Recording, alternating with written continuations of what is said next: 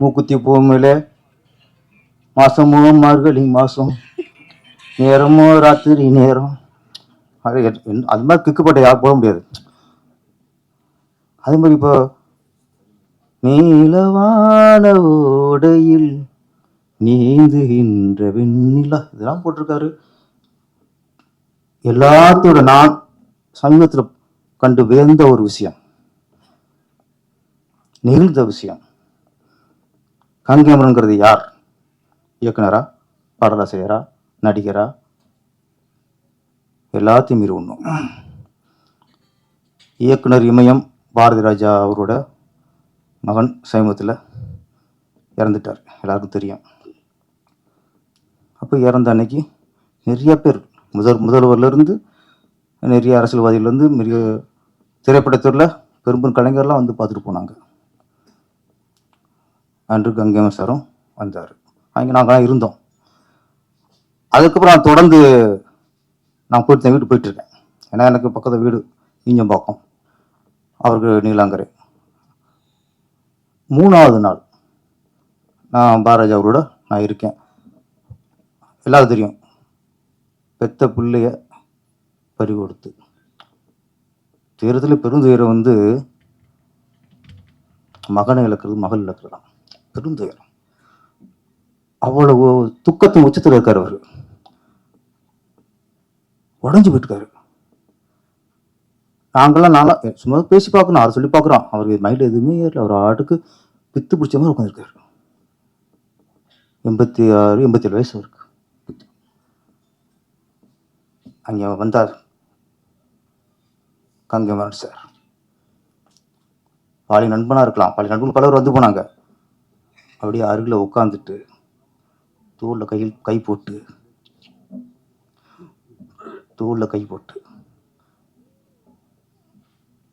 பழைய நினைவுலாம் பேசுகிறார் சார். பேச பேச அவருக்குள்ள ஒரு பேசுகிற நான் மாற்றத்தை பார்க்குறேன். அதை விட நம்ம எத்தனை பாட்டு சொன்னோம்ல, அந்த சூழலில் பாரதிராஜா அவர்களுக்கு ஒரு 5-6 பாடலில் பாடினார் சார், பக்கத்தில் உட்காந்துட்டு. உலகத்தில் அதை விட ஆர்வம் எதுவும் இல்லை. அதுக்கப்புறம் தான் இவர் பாட பாட அப்படியே இருந்தவர். அப்புறம் இவர் மூஞ்சியை பார்க்குறாரு, மாற்றங்கள் வருது. அப்புறம் தான் அவர் பேசவும் ஆரம்பிக்கிறாரு. பழைய நினைவுகள், பழைய பாட்டெலாம் பாடி, இந்த நேரத்தில் இப்படி சொன்னீங்க, அதை நான் இப்படி பாடினேன். அது ஒரு குழந்தைக்கு சொல்கிற மாதிரி சொன்னார் சார். நான் 2 நாள் போயிருந்தேன். அவர் அப்படி ரொம்ப உடஞ்சி போய் உட்காந்துருக்காரு. உண்மையை சொன்னால் அங்கே மனோஜ் அந்த இறப்பு அன்னைக்கு எத்தனையோ பேர் வந்தாங்க, யாராரும் ஆறுதல் சொன்னாங்க. ஆனா கங்கேமரன் சொன்ன ஆறுதல் அன்றைக்கு அர்த்தமுள்ளதாக இருந்தது சார். நான் மறுநாள் போனேன் சார். நான் மாற்றத்தை நான் பார்த்தேன். நான் தொடர்ந்து போயிட்டு இருந்தேன்.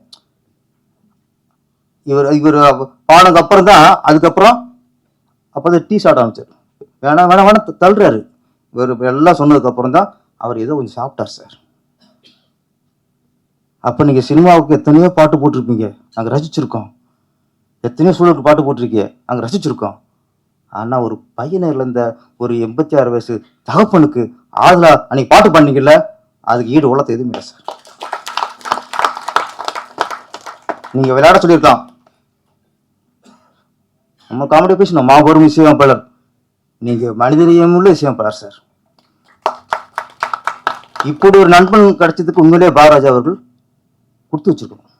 நாங்களாம் அவங்க இயக்கம் வந்துச்சு, நம்மளாம் அந்த வயசுல போட்டு நம்ம யாரும் வந்து பேசுவானா, ஆறுதல் சொல்லுவாங்களான்ட்டு. அதனால் கங்கை அமரன் என்பவர் சினிமா கலைஞரில் சிறந்த மனிதர்.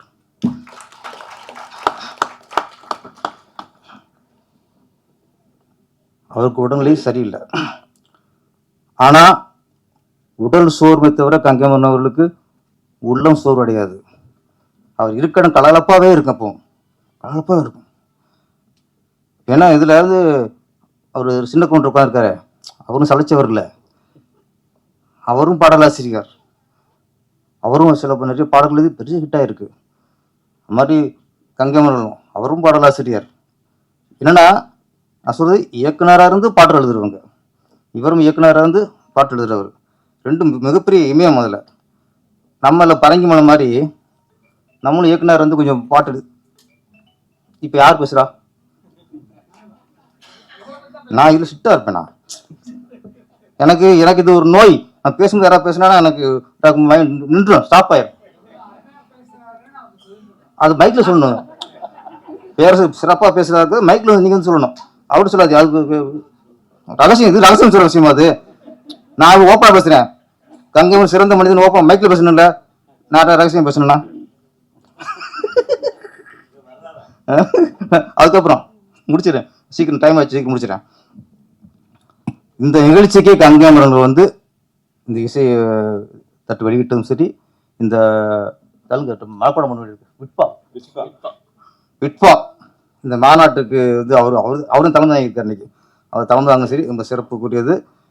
ஒரே விஷயம்தான் சுருக்கா பேசி முடிச்சிடறேன். இந்த சூழலில் இன்னைக்கு திரை உலகம் இருக்கிற சூழலில் இன்னைக்கு படம் பண்ணுறது ஈஸி, படத்தை எடுத்து முடிக்கிறது ஈஸி. பணம் இருந்தால் நீ படம் எடுக்கலாம்.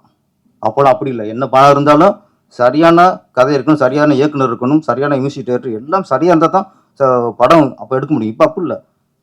பணம் இருந்தால் படம் யாரும் படம் எடுத்துலாம். அவ்வளோ ஈஸியாக இருக்கு இன்னைக்கு. ஆனால் இன்னைக்கு மிகப்பெரிய சவாலுங்கிறது படம் ரிலீஸ் பண்ணுறது. முன்ன படம் எடுக்கிறது கஷ்டம், படம் முடிச்சா போதும், ரிலீஸ் ஆயிரும், எப்படி ரிலீஸ் ஆயிரும், யாராவது வாங்கிடுவாங்க. இப்போ படம் எடுக்கிறது ஈஸியாக இருக்குது, ரிலீஸ் பண்ணுறது கஷ்டம். இந்த சூழலில் இது ஒரு ஒரு ஒரு இன்னைக்கு ஒரு சிறு அமைப்பாக வந்திருக்கு. ஆனால் சிறு அமைப்புனாலும் இது ஒரு சிறந்த அமைப்பு, சிறந்த ஒரு முயற்சி. ஏன்னா நிறைய பேர் படத்தை எடுத்து முடிச்சுட்டு எப்படி ரிலீஸ் பண்ணுறது தெரியாமல் முடிக்கிறாங்க. அந்த அந்த அதை பயன்படுத்தி நிறைய பேர் ஏமாத்திடுறாங்க. இப்போ இத்தனை தேட்டர் புக் பண்ணி தரேன், நான் 100 தேட்டர் 150 தேட்டர் நான் ரிலீஸ் பண்ணி தரேன் இப்படின்னு சொல்லிட்டு அந்த ஒரு அதில் 6 மாதத்தை அவங்களுக்கு செலவு பண்ணி அதில் அமௌண்ட் போயிடுது. இப்போ படத்தை முடிச்சுட்டு சின்ன சிறிய படங்கள் முடிச்சுட்டு தத்தளிக்கிறாங்க. அந்த மாதிரி நேரத்தில் இந்த மாதிரி ஒரு அமைப்பு ரொம்ப யூஸ்ஃபுல்லாக இருக்கும். ஏன்னா இன்னைக்கு சில படங்கள் தான் ஈஸியாக ரிலீஸ் ஆயிடுது. ஏன்னா ரிலீஸ் பண்ணுற கட்டுப்பாடுலாம் வேறு எங்கெங்கேயோ இருக்குது, கடிவாளமாக எங்கெங்கேயோ இருக்குது. அந்த கடிவாளத்தை மீறி சின்ன குதிரைலாம் ஓட முடியல. இப்போ நீங்கள் சரியாக அமைப்படுத்திருக்கீங்க. ஆனால் உங்கள்கிட்ட ஒரு வேண்டுகோள், நீங்கள் நிறைய சொன்னீங்க, அறிக்கைகள் உறுதிமொழிகள்லாம் இருக்குது, அது எங்களுக்கு தேவையில்லை, எங்களுக்கு புரியாது. அவர் எஜமானுக்கே புரியல, கேட்டார் என்ன சொல்கிறாருன்ட்டு, எனக்கே புரியல. அவன் தனியாக அவன் பேசிக்குவான் அப்படின்ட்டேன். அதெல்லாம் உண்டு சார், ஷார்ப்பு சார். படம் எடுத்து முடிச்சிருக்கும் சிறிய படங்கள், அந்த படங்கள் நீங்கள் இந்த அமைப்புகள் பாருங்கள். எத்தனையோ 150 பேர் இருக்குல்ல, இந்த குழு படத்தை பாருங்கள். நீங்கள் அதுக்காக சரியில்லை படத்தை எடுத்துட்டு சொல்லணும். அதில் உண்மையிலே எத்தனையோ நல்ல படம், தரமான படங்கள் இருக்கும், நல்ல படங்கள் இருக்கும். அதை நீங்கள் எடுத்து இந்த விட்பா மூலமாக ரிலீஸ் பண்ணுங்கள்.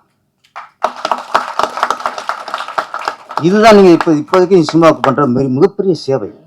நீங்கள் அந்த மாதிரி ஒரு நல்ல படங்கள் எடுத்து ரிலீஸ் பண்ண ஆரம்பிச்சிங்கன்னா ஆட்டோமேட்டிக்காக உங்கள் அனுப்பின 10 பேர் படம் பண்ணுவான் சார். நீங்கள் படம் பண்ணுவானா?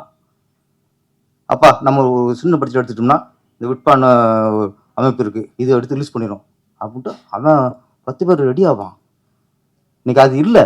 இன்னைக்கு ரிலீஸ் பண்ணுறது நினைச்சாலே இன்னைக்கு நிறைய பேருக்கு ஆரம்பிக்கிறது ஆரம்பிச்சிடாங்க. ரிலீஸுங்க அது அங்கே நிற்குமா தெரியுது. இது மிகப்பெரிய ஒரு கண்டம்ட்டு. இந்த சூழலில் இது சரியானது. இன்னொன்று, இன்னைக்கு சினிமா துறை ஒரு முன்னாடி சொல்லிக்கிட்டோம், சிறிய படங்கள்லாம் போட மாட்டேங்குது, தேட்டர் கிடைக்கல.